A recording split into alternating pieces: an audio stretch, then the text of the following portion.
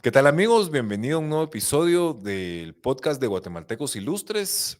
Hoy desde Boulder, Colorado, nos acompaña el doctor Luis Sea. Él es doctor en bioastronáutica y es guatemalteco ilustre orator del 2013.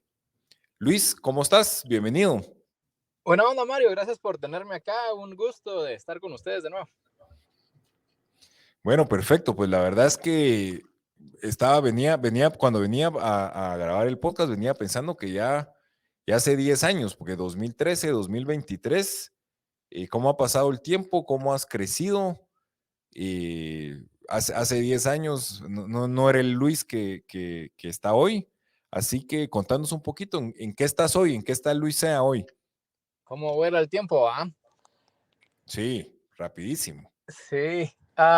Ahorita me cambié antes era profesor de investigación en la Universidad de Colorado Boulder y el año pasado me cambié a industria y estoy trabajando en una empresa donde estamos desarrollando nuestra propia flotilla de naves espaciales que se llaman Dream Chaser. La primera se va a NASA para despegar ya a finales de este año y nuestra propia estación espacial comercial junto con otra compañía que se llama Blue Origin y la estación espacial se llama Orbital Reef. Y Ujú. ese es el de tiempo completo. O sea, aparte como un proyecto extra, ahorita estamos junto con otros 5 centroamericanos dentro y fuera de Centroamérica. Estamos organizando el primer Congreso Espacial Centroamericano, el cual se va a llevar a cabo en septiembre en Costa Rica. Y, y, y en ese tenemos un montón de gente de NASA, de diferentes agencias espaciales de Latinoamérica, de México, ALCE, la cual es como están tratando de organizar una agencia espacial latinoamericana, gente de empresas en Europa y embajadores, y tenemos ministros de ciencia y tecnología de Centroamérica y un montón de cosas así bien, va a estar bien cool. Y lo más cool todavía es que el próximo año, en el 2024, lo planeamos organizar en Guatemala. Entonces, ahorita eso es básicamente lo que estoy trabajando a tiempo completo eso y encima la organización del Congreso Espacial Centroamericano. O sea, lo que entiendo es, dejaste el tema de academia y te pasaste a industria privada. Correcto. ¿Cómo ha sido? Porque digamos, este cambio, em, porque digamos, antes toda la parte espacial y todo esto siempre era de la parte del Estado, de gobierno, y cómo ha impactado ahora la parte y la industria privada en este sector. Fíjate que antes trabajaba, en mis proyectos eran financiados por NASA y enviaba yo mis propios experimentos a la Estación Espacial Internacional o alrededor de la Luna en la misión Artemis 1 de NASA. Eran investigaciones científicas y entonces eso era pagado por NASA. Y me di cuenta que muy poca gente tiene acceso a eso, acceso a microgravedad para hacer investigaciones, sobre todo el tipo de investigaciones que yo hacía, que estaban más enfocados en buscar soluciones novedosas a problemas médicos en la Tierra. Entonces hacíamos investigaciones de cáncer, por ejemplo, o para ayudar a empresas en el desarrollo de medicinas contra osteoporosis o distrofia muscular o cardiomiopatías, por ejemplo. Y entonces me pasé a industria donde estamos construyendo una estación espacial propia para incrementar el acceso, no solamente a industria que está bien establecida y países desarrollados, sino a otros grupos quienes históricamente no han tenido acceso. Y algo está pasando ahorita que es similar, le llaman una nueva revolución industrial con un enfoque espacial, que ahorita está cambiando todo como ha sido en los últimos 60 años, en que el acceso al espacio está cambiando radicalmente. Gente ya va a poder empezar a volar más frecuentemente, lo cual ha sido una promesa desde los 80 y no había pasado. Ahora sí ya está sucediendo. Y, y si te pones a pensar históricamente en Guate, Latinoamérica en general, somos consumidores de tecnología. Nosotros damos nuestra plata para comprar nuestros teléfonos que fueron hechos, diseñados, desarrollados, probados, construidos en países desarrollados. Por ejemplo, el teléfono, pero en general, históricamente así hemos sido desde el tren. Desde la primera revolución industrial, nosotros vamos y pagamos a potencias quienes están haciendo esto. Y ahorita que esta revolución industrial está sucediendo, está iniciando la revolución de acceso al espacio, es una oportunidad en que nos podemos subir a ese tren desde un inicio y desarrollar tecnologías en Centroamérica y Latinoamérica, de tal forma de que ya podamos cambiar ese paradigma, ya no a seguir haciendo lo que históricamente hemos hecho desde 1821, que somos básicamente una economía agroindustrial, sobre todo la parte agro, ¿verdad? Y lo cual no está mal, pero es también importante diversificar eso y subirnos al siglo XXI. Ok. Y me llama la duda, digamos, ¿cómo es el tema, digamos, cuando, bueno, ya hablamos del espacio y todo, la parte de la regulación, digamos, porque es tierra o no tierra de nadie, va, pero ¿cómo funciona el tema ahí de la regulación y todo este tema? Porque creo que es importante, ¿no?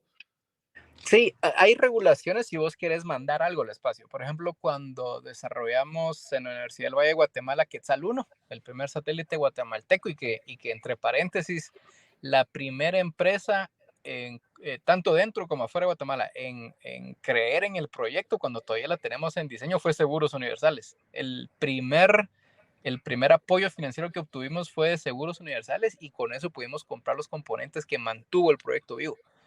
Entonces aprovecho este paréntesis para agradecer públicamente una vez más a todos ustedes en Seguros por esa responsabilidad social que tienen y han demostrado tener por más de una década, no solamente con guatemaltecos ilustres, sino con esas otras cosas que muchas personas no saben. Entonces aprovecho a compartirlo para que sepan el tipo de apoyo que dan.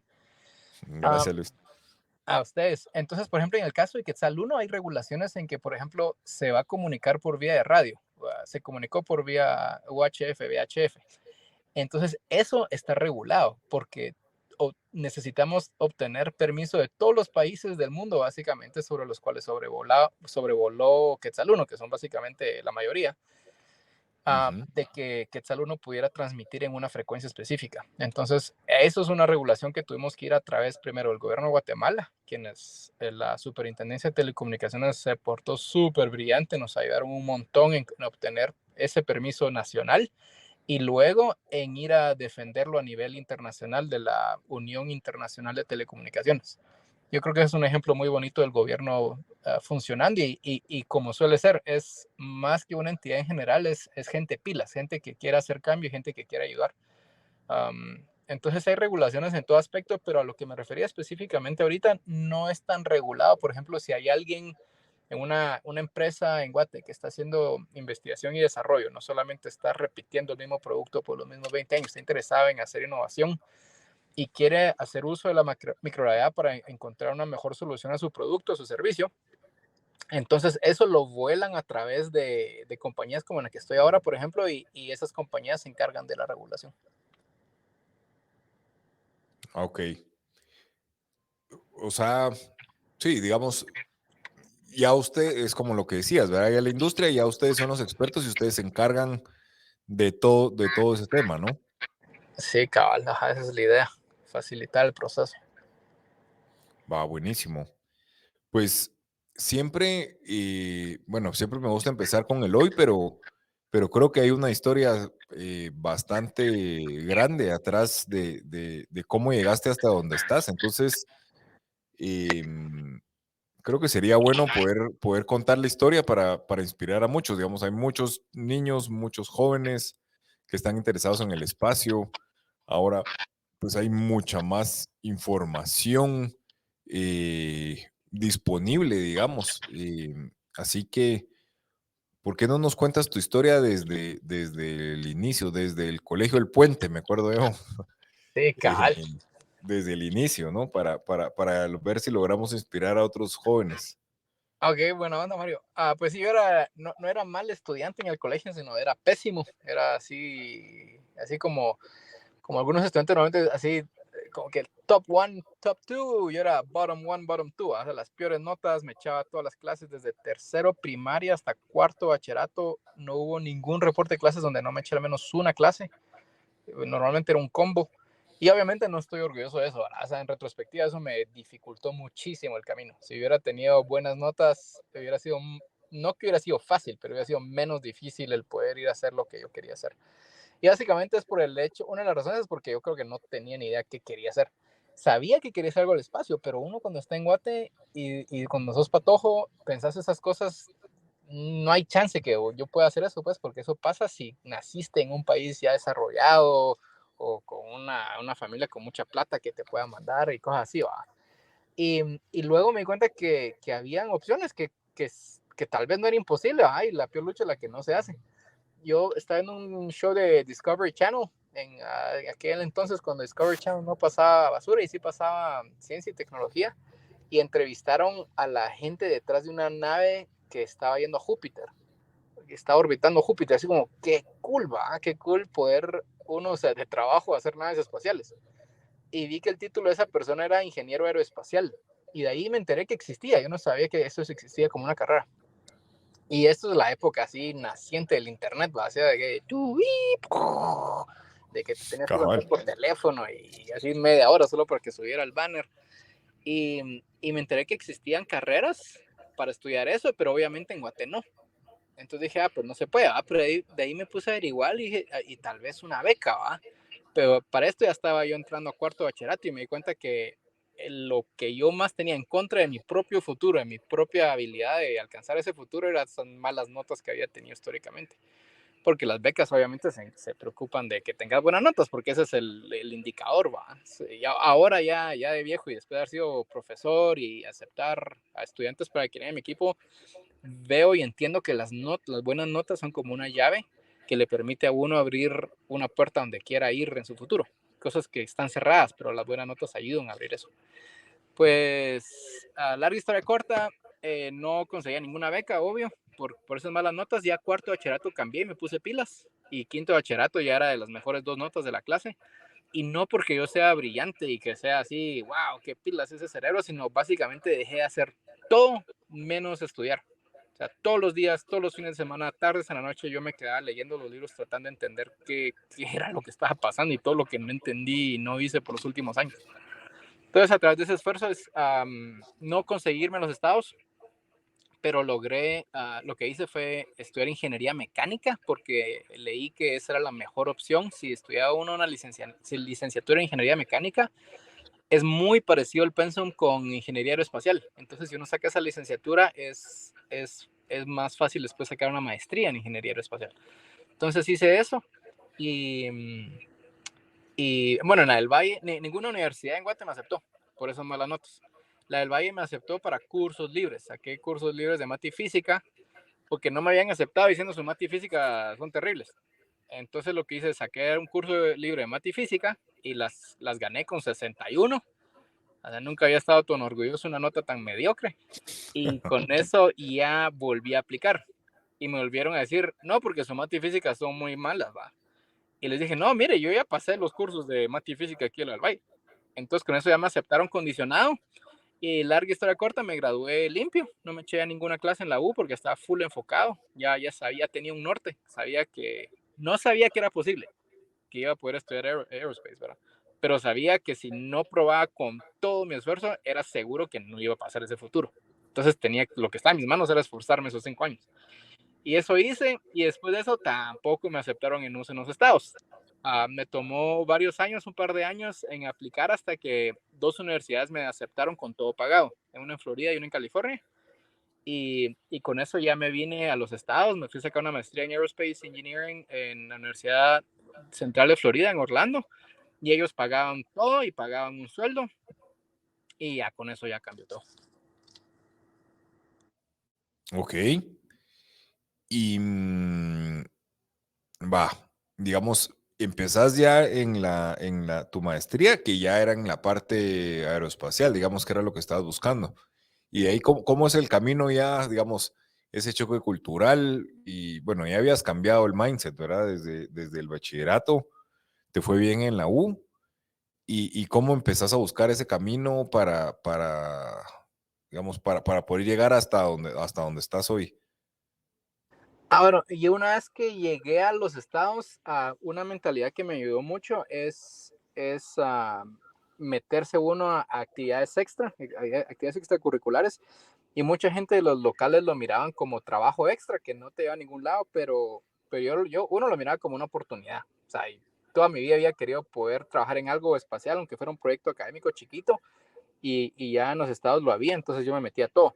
Y eso ayudaba con networking y aprender y enriquecer el currículum. Entonces así me fui metiendo a de todo. Y trabajé en un CubeSat. en el 2006. Es un satélite chiquito que fue el mismo estándar que implementamos en Guate para el Quetzal 1. Y ahí en el 2006, trabajando en eso, me di cuenta que no había ninguna razón por la cual no pudiéramos hacer eso en Guate.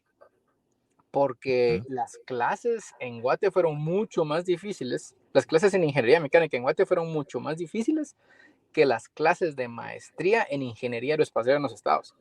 O sea, yo era ok en la del Valle, no era el mejor en mis clases, pero en la maestría en aerospace sí era el mejor en un montón de clases.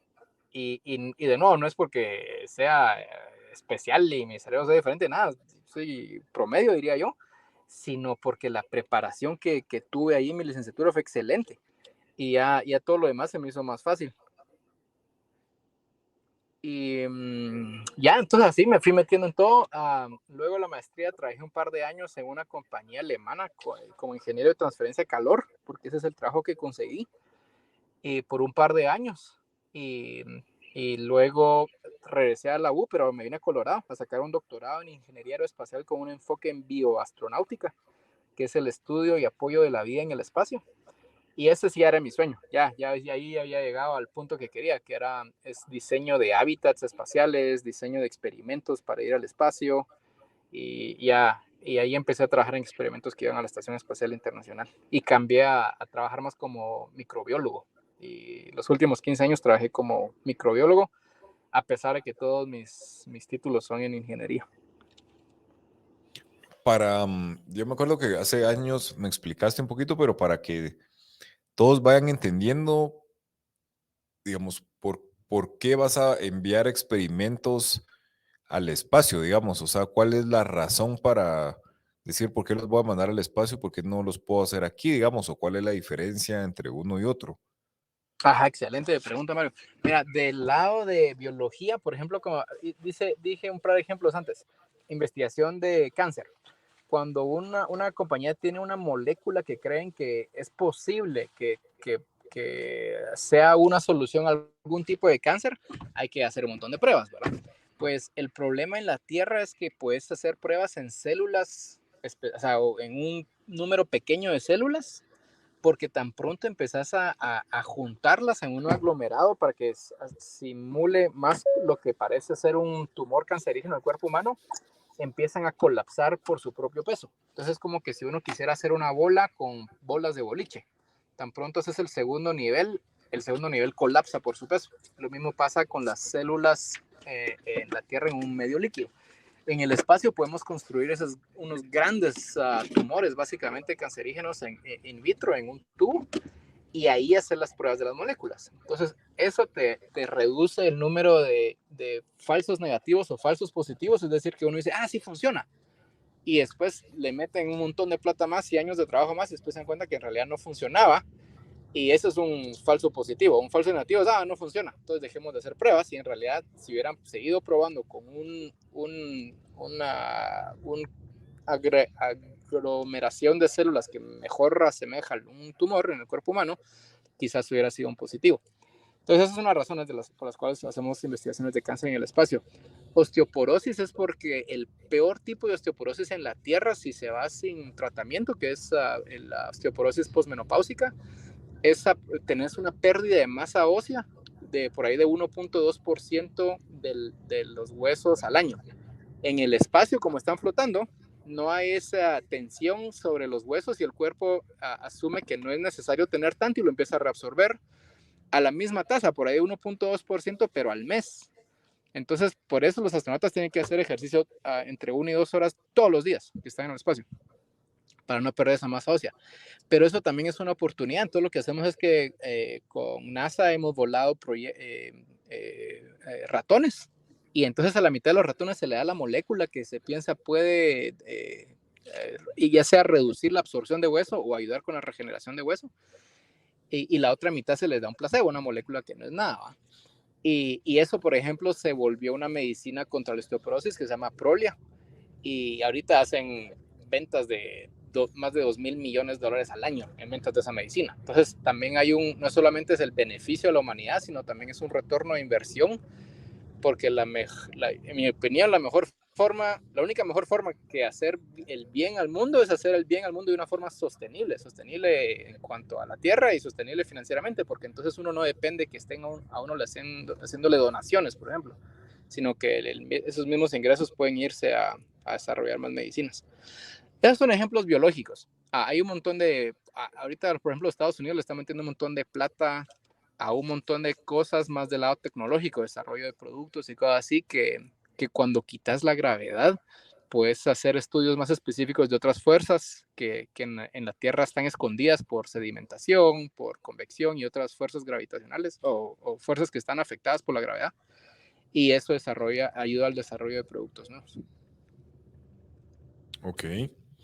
O sea, en principio, pues en la gravedad las cosas funcionan diferentes y en la parte biológica puedes hacer cosas que no puedes hacer en la Tierra. Me acuerdo que tú me habías dado el ejemplo de creación de órganos, ¿no? Que podías crear órganos, digamos, si los haces en la Tierra te salen planos, pero si los haces en el espacio sí te salen con la forma que tú quieres. Eso es lo que estamos haciendo con tumores cancerígenos. En el futuro la intención hay una cosa que se llaman scaffolds, que son básicamente como la estructura que se ponen afuera de los edificios cuando están construyendo, que son de un material, por ejemplo, colágeno. Y hay laboratorios en la Tierra que están tratando esto, que los metes ese scaffold en una cultura líquida con las células, y esas células se agarran a esa estructura de colágeno, por ejemplo, y lo poblan, y entonces, por darte un ejemplo, puedes desarrollar una vena, entonces con las mismas células de la persona, del paciente. Eso todavía está en bajo nivel de maturación tecnológica, pero la intención es que cuando esté desarrollado en la Tierra se pueda desarrollar mejor en el espacio porque no tenés esos problemas gravitacionales.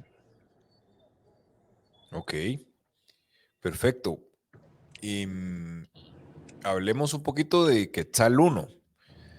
Que entiendo tú fuiste de los precursores para poder enviar el primer satélite guatemalteco, de ponerlo en órbita. Sí, contanos un poquito cómo nace la idea. Ya nos dijiste un poquito que tú habías trabajado en un CubeSat. ¿Cómo lo logran? ¿Cómo lo hacen? Porque al final de cuentas, pues es algo histórico para el país, ¿no? Ay, gracias. Sí, y la verdad es que tuvo un montón de interés en los medios. De hecho, cuando despegamos, era trend en Twitter, en Guate. Y la verdad es que sí nos gustó mucho el hecho de que en Guate haya habido tanto interés, porque en realidad el objetivo principal era ayudar a cambiar la mentalidad en Guate de que sí podemos desarrollar tecnología de punta, sí podemos hacer estas cosas que normalmente suenan como ciencia ficción y que pensamos que no estamos al nivel como para hacerlo y tenemos que comprarlo de afuera. Y ese es lo que cabal demostramos con este grupo de aproximadamente 100 personas. Y lo más cool es que el promedio de edad era 21 años de quienes del equipo del desarrollo del Quetzal 1.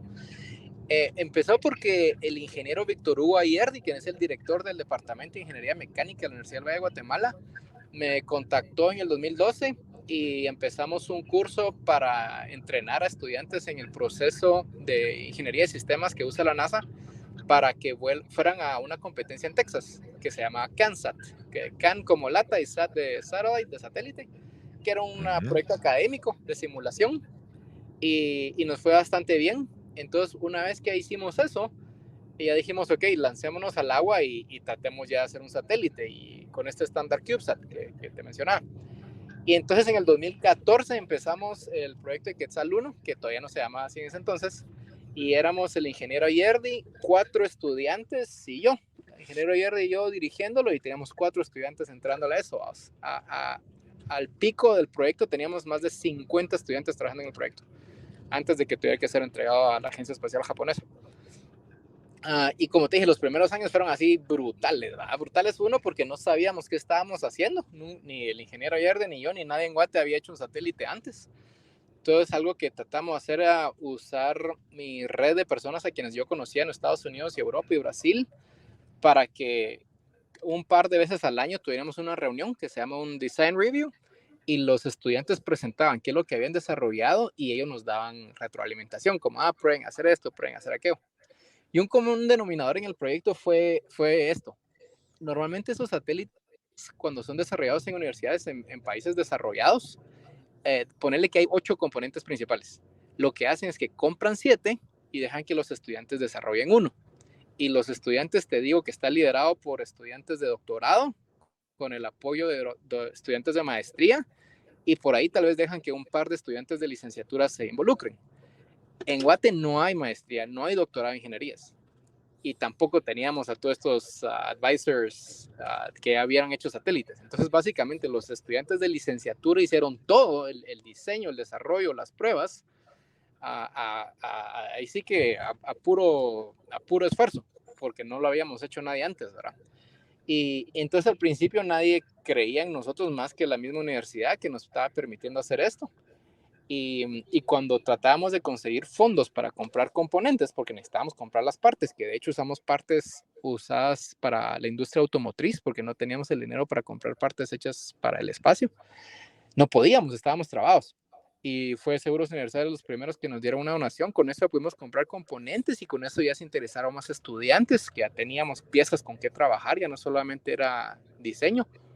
Y durante varios años maduramos la idea hasta que escuchamos que había una oportunidad de las Naciones Unidas y la Agencia Espacial Japonesa, que se llama JAXA, y que ellos lo que iban a hacer era pagar el vuelo de un satélite a la Estación Espacial Internacional y luego desplegar el satélite desde la Estación Espacial Internacional, lo cual cuesta como $100,000. Y nosotros no teníamos esa plata, ¿va? Entonces escribimos una propuesta, la enviamos y a nivel internacional, a nivel global, nosotros fuimos quienes la ganamos en Guate. Y con eso las Naciones Unidas y JAXA se encargaron de hacer eso. Entonces con eso ya nos dio un espaldarazo internacional, verificación internacional, y con eso ya empezó a entrar más apoyo. Y en el 2020 la despegamos, funcionó mucho mejor, funcionó, o sea, todos estábamos impresionados de lo bien que funcionó para el hecho de que era el primero que hacíamos y la falta de experiencia que teníamos. Ya para el momento que operó el equipo regresó a ser pequeño, éramos 6, el ingeniero Ayerdi, y 4 de los quienes eran originalmente estudiantes y ahora ya eran catedráticos. Y siguen siendo catedráticos. O sea, una de las cosas que salió de esto fue el laboratorio aeroespacial en la Universidad del Valle de Guatemala, que todavía existe y sigue creciendo, que es liderado por el profesor Bagur, y también está ahí Dan Álvarez. Fue tan exitoso el proyecto que la institución aeronáutica y aeroespacial de los Estados Unidos propuso a Quetzal 1 como la mejor misión de satélites pequeños del año. Y solo para darte contexto, quienes han ganado ese premio anteriormente son CubeSats de NASA que han ido a Marte, por ejemplo. O sea, es un nivel gruesísimo, ¿eh?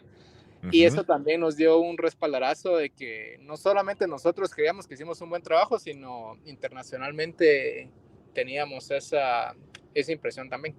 Y de eso salieron 2 libros. Un libro se llama Esperanza desde el cielo, y esa es la historia toda esta historia que te conté ahorita en 5 o 10 minutos. Es un libro contando todas las trabas que tuvimos, cómo las superamos, y de nuevo con el objetivo de demostrar que en Guate podemos hacer este tipo de cosas. Sí, algo que es importante y que lo mencionaste, pues no sé si quedó tan claro, era el tema de que todos los componentes se fabricaron por los propios estudiantes, digamos, o sea, no se compraron los componentes hechos, sino que ustedes los fabricaron, era así, ¿verdad? Correcto, sí. Para ser técnicamente correcto, son subsistemas. Entonces ahí ponele 8 subsistemas que hacen un satélite que están hechos de un montón de componentes. Entonces esos componentes son un pequeño capacitador, por ejemplo. Y esos normalmente en un satélite los compras para aplicaciones espaciales que resisten la radiación, por ejemplo. Nosotros no teníamos el dinero para comprar esas cositas así a nivel espacial, todos usamos de grado automotriz. Luego los estudiantes diseñaron cómo unir todos esos pequeños componentes, cómo hacer las tarjetas electrónicas, cómo escribir el código para que se comportara el satélite, que nosotros le podemos mandar códigos, la antena que se puso en el techo de la Universidad del Valle para podernos comunicar con el satélite. Todo esto fue hecho por los estudiantes en el Valle, y es de lo que más orgullosos estamos con el ingeniero Ayerdi, creo yo, que es el hecho de que el promedio de edad era 21 años de edad. Eso es, no solamente que se puede hacer en Guate, sino que, que la juventud nos demuestra el camino al futuro. ¿Cuánto tiempo se tardaron, digamos, entre iniciar el proyecto y ya la puesta en órbita? Mira, fueron 6, 7 años. Todo este camino que te decía, ¿verdad? Que por varios años estábamos iterando el diseño porque no teníamos plata para comprar cosas. De ahí entraba la plata poco a poco y podíamos comprar esto y aquello, y con eso ya empezar a hacer más pruebas y ensamblarlas y construir ya subsistemas enteros. Pero fue hasta que en el 2017 las Naciones Unidas nos dio este award para volar la estación, que ya agarramos más momentum, ya pudimos conseguir más fondos y ya caminó un poco más rápido. Y como te digo, despegó en el 2020 y operó como planeó. Ok. Creo que, digamos, a lo que quiero llegar un poquito es, bueno, o sea, todo esto siempre es largo, siempre cuesta, es tortuoso en algunas veces, ¿no?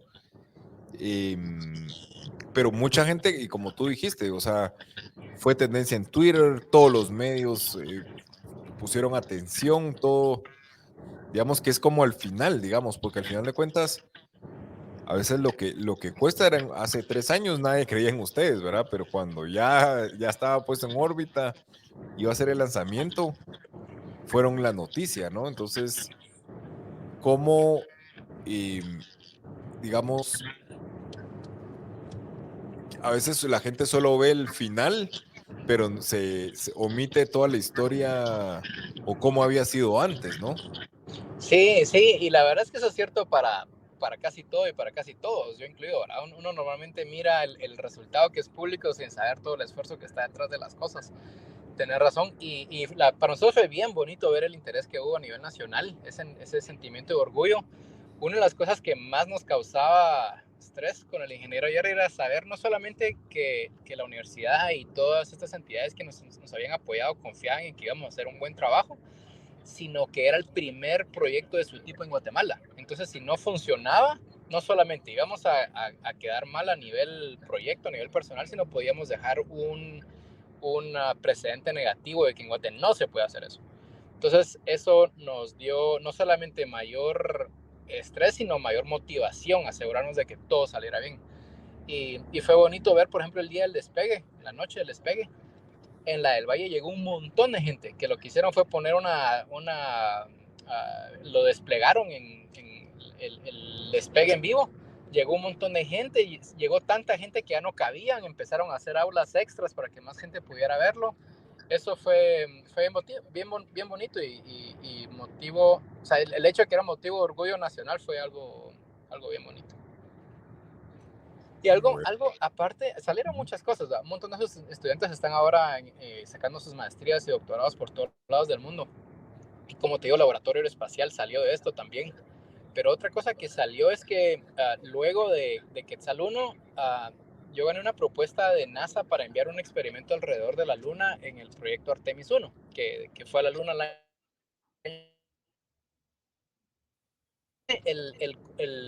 el equipo lo estábamos desarrollando en el laboratorio donde Creo estaba en que ese se te entonces, en la cortó Universidad de Colorado.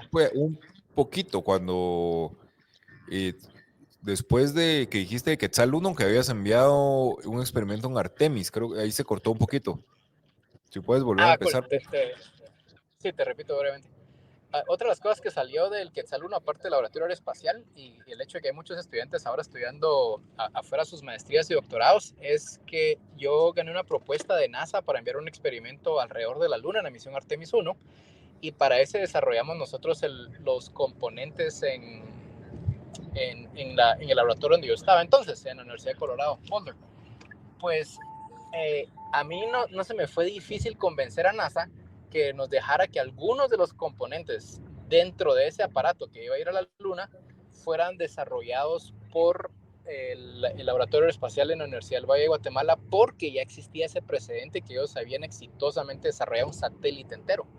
Entonces, desde el punto de vista de que, en Guate ya hicieron un satélite entero que funcionó, entonces yo puedo decir, ellos tienen la capacidad de desarrollar estos componentes que yo necesito en este equipo alrededor de la Luna, y así fue. un equipo de 2 profesores y 5 estudiantes desarrollaron componentes que incluimos en este equipo y orbitaron la Luna, pasaron a 130 kilómetros de la superficie de la Luna y regresó a la Tierra. Y eso es otra de las cosas que salió del satélite, el hecho de que ya tenemos ese precedente tecnológico, que sí se puede hacer tecnología de punta en guate. Ya existimos, que Sí, eso es lo estamos en el importante. radar, vamos. Va, buenísimo. Ahora, ¿cómo fue digamos, tu experiencia en Boulder? Digamos, ahí hiciste tu doctorado y te quedaste también en la parte académica, fuiste profesor. Contanos un poquito de esa experiencia porque creo que eso no hemos platicado. Ajá, fíjate que ahí me volví profesor de investigación, entonces no tenía la carga de dar tantas clases, sino que me encargaba de hacer investigaciones en el laboratorio y mis estudiantes entonces no eran estudiantes de clases, sino eran estudiantes de laboratorio. Entonces ellos me apoyaban en mis experimentos de NASA y de otras agencias.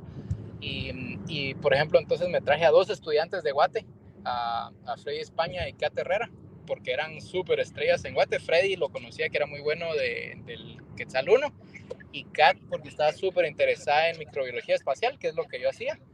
Y entonces en esa posición yo tenía la libertad de hacer ese tipo de cosas y ellos han crecido mucho. Por ejemplo, Kat es de las cofundadoras de AGICE, la Asociación Guatemalteca de Ingeniería y Ciencias Espaciales, y es otra de las personas con quien estamos organizando el Congreso Espacial Centroamericano. Y como investigador profesor de investigación en la U, entonces yo podía escribir mis propias propuestas a NASA. Y así es como se iniciaron cada uno de mis proyectos de NASA. Ok. Digamos, ahí sí lograste, digamos, trabajas tú en tu laboratorio con los estudiantes, lograste involucrar a algunos estudiantes de Guate para que te ayudaran en todo el tema de tus experimentos. Eso es lo que entiendo, ¿no? Correcto. Ajá, entonces como funciona es que yo escribí una propuesta a NASA diciendo tenemos este problema, necesitamos que alguien encuentre una solución. Entonces yo escribía una propuesta diciendo, así es como yo lo resolvería, estas son las cosas que necesito 2 estudiantes y así.